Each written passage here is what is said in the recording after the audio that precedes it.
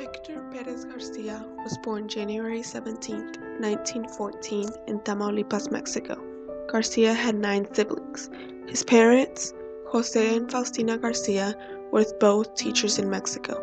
However, the Mexican Revolution forced the family to flee the country and immigrate to Mercedes, Texas. Garcia graduated from a segregated high school in 1932. He then graduated with his doctorate from the University of Texas in 1940. He was a top medical student who was denied a required residency. Dr. Garcia noticed that his fellow Mexican Americans were still facing the same discrimination he had grown up with. All of this influenced him in his want and act for freedom. This fight towards equality began way before Dr. Garcia was even born. In 1911, the very first Mexican-American Civil Rights Conference, El Primer Congreso Mexicanista, met in Laredo, Texas. This conference addressed many racial discrimination issues, such as the need for teaching Spanish in schools. The Idar family led this organization. This family worked collectively in many ways. They owned a newspaper business. La Crónica, the Spanish newspaper, focused on covering issues affecting Texas Mexicans and proposing specific charges and solutions. The paper promoted the intellectual development and civil rights of Hispanics. In 1929, the League of United Latin American Citizens, or LULAC, was formed by the merging of several Latino service organizations. This group organized against discrimination and segregation to also promote education among Latinos. Both Dr. Garcia and Clemente Idar worked collectively and joined this organization. LULAC is the oldest and largest continually active Latino political association. Dr. Garcia contributed to ideals of democracy and freedom by advocating and leading students and parents in many peaceful protests towards equality and desegregation. In 1972, this newspaper article came out on Dr. Garcia being arrested after refusing to leave a school where he was staging a sit-in to protest segregation.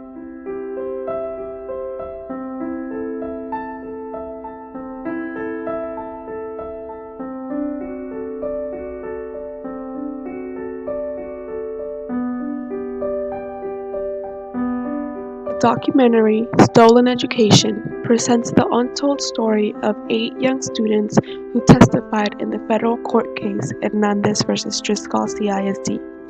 Their courage challenged discrimination in Texas schools and made a huge impact on the education systems.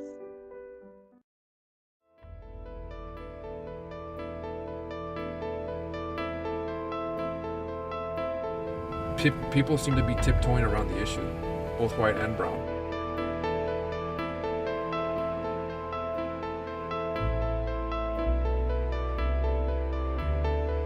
They would take from the Mexican schools to enhance the white schools.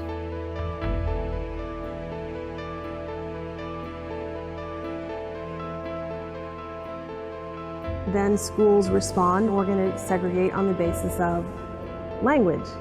Farmers who own the land, owned the community, who were on not only the city council but on the school boards, had power and were able to make these decisions. I know my dad in business, he worked with a lot of those people and had a lot of them working for him.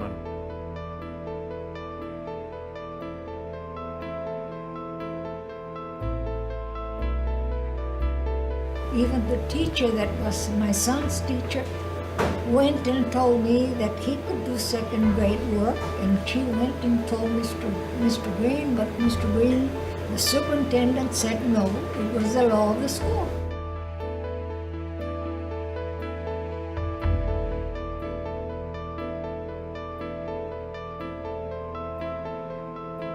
It's like unspoken histories.